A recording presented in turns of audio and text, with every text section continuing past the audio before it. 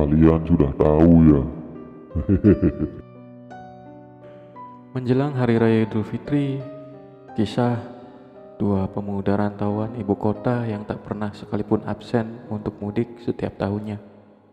Maklum, selain karena satu kampung, Robi dan Jidni adalah teman satu kos di pinggiran Jakarta. Mereka adalah mahasiswa tingkat akhir jurusan kimia di salah satu kampus swasta. Hampir seluruh anak kampus di 5 angkatan terakhir mengenalnya. Selain jadi senior tua, mereka dikenal sebagai mahasiswa yang tak pernah sekalipun meninggalkan sholat oleh sebab perintah sang guru.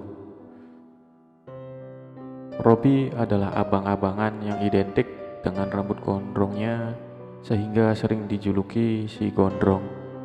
Ia adalah tipikal orang yang selalu berterus terang, tenang dalam segala situasi. Sementara Zidni, pemuda berambut keriting dan memiliki sifat panikan. Orang-orang di kampusnya, tak terkecuali para dosen, selalu memandang rendah karena penampilan keduanya dan berasal dari keluarga kurang mampu. 3 hari sebelum Lebaran tahun 2022, Robi dan Jidni sudah bersiap untuk pulang kampung ke Jawa Tengah menggunakan motor Honda Karisma. Setelah mengemas semua barang yang notabene lebih banyak berisi pakaian kotor, keduanya berangkat pukul 8 malam. Butuh 3 jam hingga dapat sampai di Jalan Raya Pantura dan mulai kehabisan bensin. Jidni yang jadi sopir kini mulai menunjukkan rasa khawatirnya. "Drong, coba kamu googling SPBU paling dekat sekarang. Aku gak mau motor kita mogok, udah malam ini," pinta Zidni. "Aduh, masih sejam lagi cuk," jawab gondrong yang ternyata sudah mencarinya duluan di Google Maps. "Lah, terus gimana dong? Bahaya ini, namanya malam itu sarangnya kejahatan. Kalau nggak ketemu penjahat, ya roh jahat." Zidni mulai menunjukkan sifatnya. "Gini aja, kamu pelanin motornya sambil tengok kiri kanan. Siapa tahu ada tukang bensin eceran. Aku juga bantu nyari," perintah gondrong. Setelah beberapa menit mereka mencari, yang dituju belum juga kelihatan.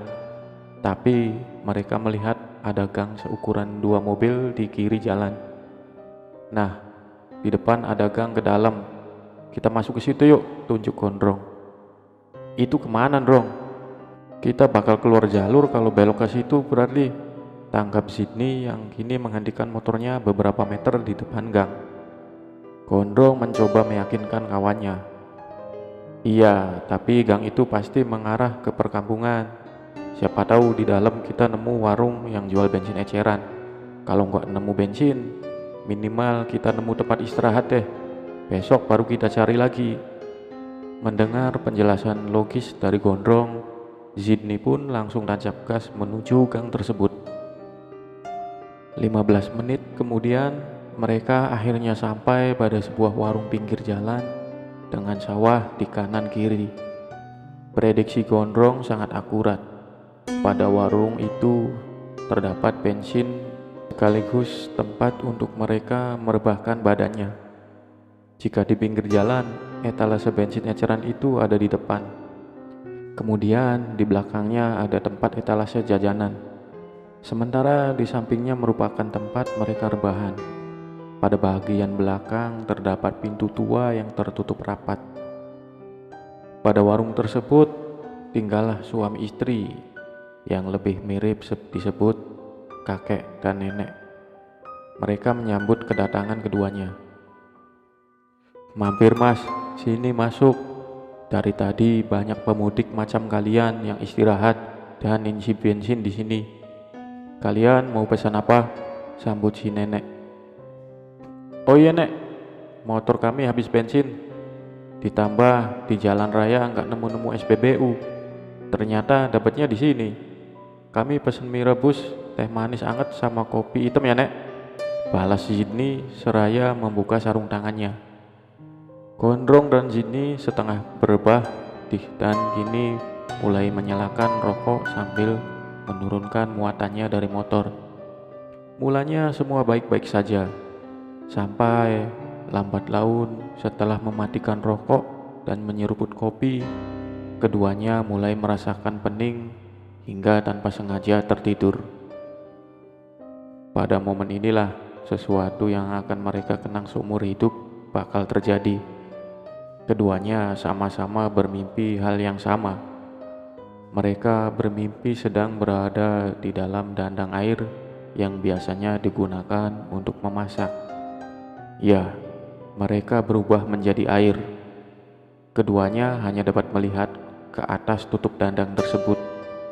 Kemudian mereka mendengar suara motor yang tentu itu adalah suara motor Honda Karisma milik Sydney. "Mampir mas, sini masuk. Dari tadi banyak pemudik macam kalian yang istirahat dan isi bensin di sini. Kalian mau pesan apa?" sambut si nenek. "Oh iya nek, motor kami habis bensin. Ditambah di jalan raya nggak nemu-nemu SPBU. Ternyata dapatnya di sini. Kami pesen mie rebus, teh manis anget sama kopi hitam ya nek," balas Sydney seraya membuka sarung tangannya. Pada mimpi itu, Gondrong dan Sydney kini sama-sama tersadar. Mereka mendengar percakapan yang sama, dan sudah barang tentu itu adalah suara mereka saat awal mampir ke warung tersebut. Saat itu pula mereka mendengar obrolan penjaga warung yang sebelumnya tidak diketahui.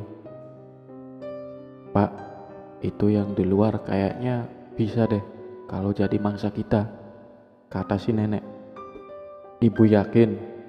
Mereka kayaknya orang-orang baik," balas kakek. "Ngawur toh sampean pak, lihat aja itu penampilannya. Wis pasti anak kota yang sehari-hari nggak jauh dari mabok dan judi," ujar si nenek berupaya meyakinkan. Nenek itu kembali melanjutkan, "Udah pak, mumpung ada, jangan disia-siain, biar kita cepet-cepet lunasin utang kita." "Ya sudah, aku ikut bu," jawab kakek yang mulai luluh. Kemudian si kakek mulai memasukkan bubuk kristal bening yang belakangan diketahui sebagai amonium nitrat. Ia memasukkan ke dadang itu yang notabene ada Robi dan Sydney di dalamnya. Dikarenakan amonium nitrat dapat larut jika dicampur dengan air, maka bubuk tersebut menjadi tidak terlihat saat disajikan ke teh manis hangat yang dipesan. Akhirnya si kakek menyerok permukaan air bagian atas untuk melanjutkan dituangkan ke dalam 2 gelas teh manis hangat. Saat si kakek hendak menutup dandangnya, ia ternyata sempat menengok ke dalam air, menatap 2 pemuda itu dan berkata, Kalian sudah tahu ya. ujar si kakek sambil tersenyum. Dandang itu kemudian ditutup dan semuanya menjadi gelap. Mereka berdua akhirnya bangun berbarengan, kaget dan saling menatap satu sama lain. Ternyata di depannya kini sudah ada penjaga warung itu dengan ramah memberi mie dan teh manis hangat yang dipesan. Keduanya kembali saling bertatapan, akan tetapi karena mereka kira itu cuma mimpi dan karena rasa lapar mulai datang, mereka langsung mulai memakan mie tersebut. Sementara itu, kedua penjaga warung tersebut kembali ke dalam. Mie tersebut habis dilahap dalam 5 menit. Tentunya karena kopi telah habis duluan, mereka harus meminum teh manis hangat. Disitulah mereka berdua kembali terdiam, lalu mulai sedikit berdebat. Keduanya berkesimpulan untuk mencari air botolan yang mungkin ada di etalase. Sayang, upaya itu tak dapat membuahkan hasil. Akhirnya mereka mencoba memanggil si nenek. "Bu, maaf, boleh minta air bening?" ujar Sydney. "Mas, maaf, bukan ibu pelit sama air. Air yang ibu kasih itu yang terakhir. Si babak baru mau masak di dalam," ujar si nenek yang tentunya sedang berbohong. "Oh ya sudah gak apa-apa bu," jawab Sydney sambil kembali ke depan. "Aduh gimana nih Drong, airnya habis.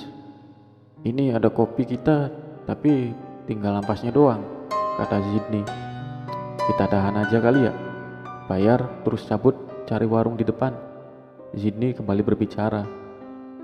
Kan kamu tahu, kita sampai ke sini aja karena cuma ini doang warungnya, jawab Gondrong dengan tenang. Terus gimana? Zidni kembali panik. Ya sudah, gak gimana-gimana, gak ada cara lain. Kita kudu minum ini.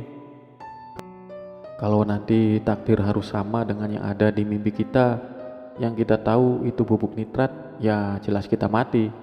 Tapi minimal kalau kita mati, itu bukan karena hati, pikiran, sama tindakan kita yang jahat, ujar Gondrong.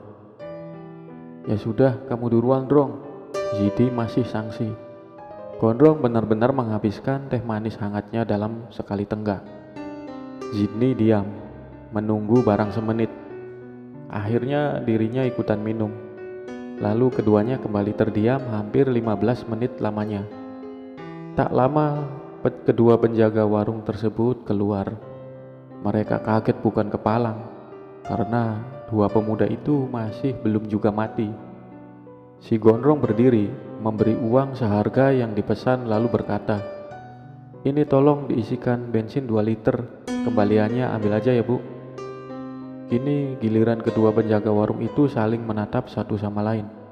Saat si nenek hendak buka mulut untuk berbicara, Gondrong kembali berbicara. "Kalian udah tahu ya," ujar Gondrong sambil tersenyum.